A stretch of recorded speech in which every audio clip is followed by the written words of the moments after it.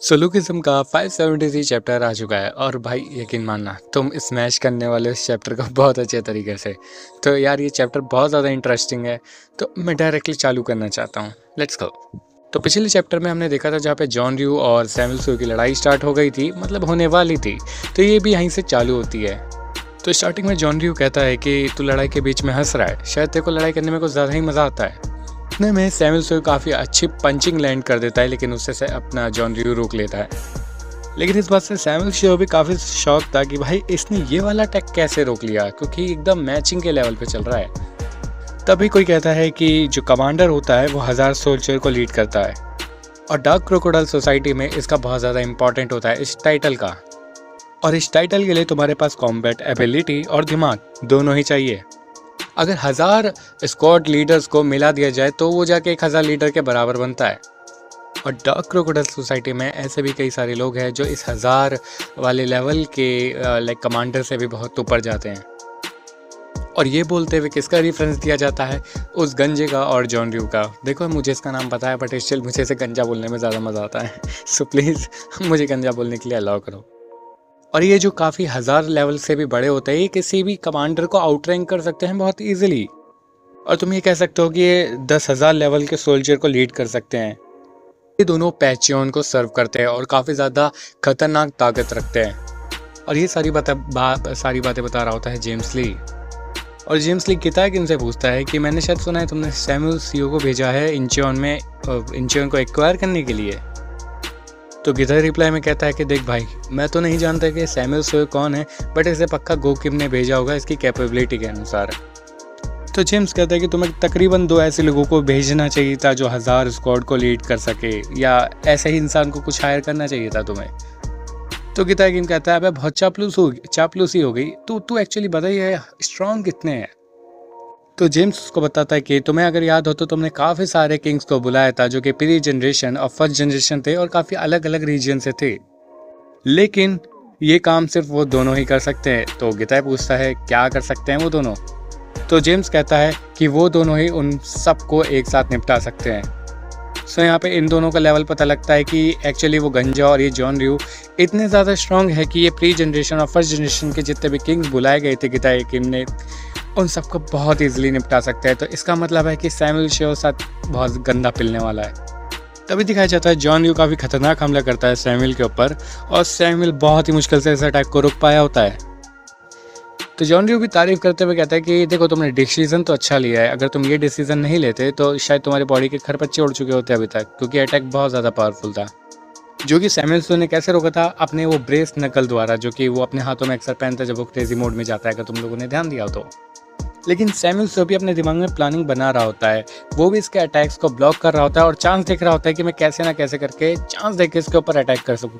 जो कि ये बात जॉन ड्रू को भी समझ में आ जाती है कि ये बंदा अभी तो मेरा अटैक ब्लॉक कर रहा है, बट मौका देखते ही ये मेरे ऊपर हमला कर देगा। बट जॉन ड्रू कहता है कि इसे वाकई में लगता है कि मैं इसे मौका दूंगा, और सोच भी लेता है कि कहीं ना कहीं इसके नकल्स की वजह से ही मेरे अटैक को ब्लॉक कर रहा है, तो कहीं ना कहीं ये नकल रुकावट है, सबसे पहले इसे हटाना पड़ेगा। तभी जॉन ड्रू एक क्या करता है, अपने वेपन से एक टेबल को उठा के सैमुअल की तरफ फेंकता है, जिससे सैमुअल बहुत इजीली अपने एक पंच में बीच में से चीथड़े उड़ा देता है। लेकिन सैमुअल देखता है कि जॉन ड्रू एक्चुअली वो था ही नहीं, वो एक्चुअली नीचे डाउन हो चुका था उस टेबल को सैमुअल की तरफ फेंक के। एंड सैमुअल देखता है कि भाई जॉन ड्रू नीचे था। तभी जॉन ड्रू कहता है कि ये यूजलेस है, और भाई साहब बहुत गंदा बचा देता है सैमुअल शो को, और उसके जो नकल ब्रेस के उसके जो नकल थे ब्रेसेस वो भी चीथड़े कर देता है उसके। जॉन ड्रू को लगता है अब तो सैमुअल का काम बच चुका है, तो क्या ही फायदा। तो वो कहता है भाई ये बातचीत बहुत बोरिंग थी यार। तभी एकदम से सैमुअल उसका हथियार पकड़ लेता है, उसका हथियार नहीं, उसका वेपन, और कहता है मैंने बोला था ना मुझे मौका मिलेगा, और उसके मुंह पे ही टक्कर बजाने लगता है और एक से एक हेडबट मार रहा होता है भाई, उसके मुंह पे बजा ही दिया होता है। और कहता है क्या हुआ, इस वेपन के बिना तेरा काम नहीं चल रहा क्या? सैमुअल से उसके मुंह पे पंच हिट करने ही वाला होता है, बट सडन समथिंग हैपेंड, वो उसका घूंसा रिफ्लेक्ट कर देता है। जॉन ड्रू लिटरली सैमुअल का पंच पूरा का पूरा रिफ्लेक्ट कर देता है और इतना गंदा अटैक बचाता है सैमुअल के मुंह पे कि सैमुअल बहुत ज़्यादा दूर जाके गिरता है। Even in panels you can see the reaction of Samuel CO की शक्ल कितनी टट्टी हो गई है यार। तभी एक फ्लैशबैक दिखाते हैं जहाँ पे कोई तो कहता है कि अमेजिंग भाई, एक्सीलेंट, जो कि और कोई नहीं अपना पैचन जो होता है, और कह रहा होता है कि भाई मानना पड़ेगा, तू ऐसा पहला इंसान है जिसने मेरे जैसे ग्रेट किंग को अपनी पूरी ताकत इस्तेमाल करने पे मजबूर किया हो। और ये और किससे लड़ रहा होता है? अपने जॉन रियो से, जो किस मार्शल आर्ट का यूज़ कर रहा था, जिसे कहते हैं विंग चुन। वेल, मैं तुम्हें आगे जाके एक्सप्लेन करूंगा, या तो तुम सर्च कर लेना विंग चुन कैसा मार्शल आर्ट होता है। यहाँ पे एनर्जी को फॉर्म में यूज़ किया जाता है, and as a energy use किया जाता है इस मार्शल आर्ट को। तो पहचान तारीफ करने के बाद कहता है कि देख भाई, मैंने तेरे बारे में बहुत अच्छे से सुना है, और मैं ये भी अच्छे से जानता हूँ कि तुझे क्या चाहिए, और मैं तुझे वो भी दे सकता हूँ जो तुझे चाहिए। तो कहता है कि तू बस मेरे लिए काम कर, तू जो भी सपना दिखता है मैं तेरा वो सपना पूरा कंप्लीट करने में तेरी मदद कर दूंगा। और नेक्स्ट पैनल में सैमुअल कुत्ते की तरह पिट रहा होता है। आई मीन क्या ही बोला जाए। लेकिन सैमुअल पिटते हुए कहता है कि मेरे प्लान का क्या, मैं उस चीज़ को अभी इस्तेमाल करना नहीं चाहता। तो जॉन जो कहता है कि देख भाई, मुझे समझ नहीं आ रहा तू आखिर बड़बड़ा क्या रहा है, लेकिन इनको पूछने का कोई फ़ायदा नहीं है। देन सडनली एक और पैनल दिखाया जाता है जहाँ पे गो कहता है कि कितनी अजीब बात है, तेरी चेस्ट कुछ ज़्यादा ही बड़ी नहीं लग रही? गो भाई, आई डोंट नो तू सैमुअल में इंटरेस्टेड है, आई नो तेरा सीक्रेट फ्रेंड है, बट पता लग रहा है तेरा सीक्रेट फ्रेंड क्यों। तो सैमुअल भी कहता है भाई, ये सेक्सुअल हैरेसमेंट है जो तू कह रहा है। तो गग्गो कहता है अरे नहीं नहीं नहीं, उस वे में नहीं, बट यूजुअली तेरी बॉडी कुछ ज़्यादा ही बड़ी नहीं लग रही। सैमुअल भी एक टाइम पे सोचने लगता है कि आखिरी कब हुआ था। ये तब हुआ था जब वर्कर्स ने सैमुअल सीओ को कैप्चर कर लिया था, और वहाँ पे फर्श पे पड़े पड़े, यानी जॉन रियो से पिटाई खाने के बाद जब वो बड़बड़ा ही रहा होता है, तो वो ये भी कह देता है कि गो साले, मैं तुझे वाकई में देख लूँगा, क्योंकि तूने मुझे इतने खतरनाक बंदे से लड़ने के लिए भेज दिया। आई मीन ऑफ कोर्स वो और किस रीज़न से कह रहा होगा। वेल, इन सारी कन्वर्जेशन में ये बड़बड़ा तो रहा होता है, बट जॉन यू स्टिल बहुत कंफ्यूज होता है कि क्या बंदा, ये बंदा पिटते हुए इतना कंफ्यूज हो गया है, क्या इसको ज़्यादा मार लगा दी क्या। बट डिफरेंट पैनल में दिखाया जाता है जिनयोंग पार्क को। वाह वाह एंट्री। एक्चुअली इस पैनल में जिनयोंग पार्क को दिखाया जाता है, जो कहता है कि अब तेरा शरीर पागलपन से भर जाएगा, I mean with the madness. तो किसी भी फिश सिंगिंग मशीन की तरह बन जाएगा बिल्कुल। और कहता है मैं तेरे जैसे लोगों को बहुत अच्छे से जानता हूँ, बट तेरी ये जो इन्फीरियरिटी है, यही तेरे को कॉम्बैट पावर और एक डिस्ट्रक्टिव यानी एक तबाही देगी, यानी डिस्ट्रक्शन। और कहता है कि मैं तुझे स्पेशल ड्रग दे रहा हूँ जिससे तेरा टेस्टोस्टेरोन बढ़ जाएगा और तेरी मैडनेस भी बढ़ती जाएगी।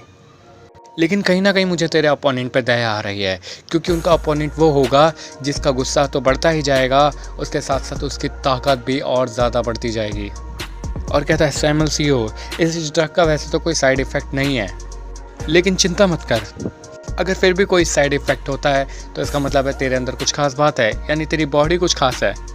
तब एकदम से दिखाया जाता है जॉन रियो बहुत ज़्यादा शॉक हो जाता है, एंड आई डोंट नो क्यों इतना शॉक हुआ, बट अगले ही पैनल में बताया जाता है एक्चुअली वो शॉक क्यों था इतना, क्योंकि वो सैमुअल सीओ के हत्थे चढ़ गया था, और वो भी हवा में।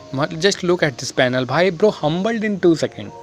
और सैमुअल कहता है अच्छा, अब मुझे समझ में आ रहा है मेरी बॉडी में इतने चेंजेस क्यों आ रहे हैं और कब से आ रहे हैं, कुछ तो है जो मैं कंट्रोल कर सकता हूँ। तो जॉन रियो एकदम से उसे मारते हुए कहता है कि शायद कहीं ना कहीं तू हार्मोन्स की बात तो नहीं कर रहा।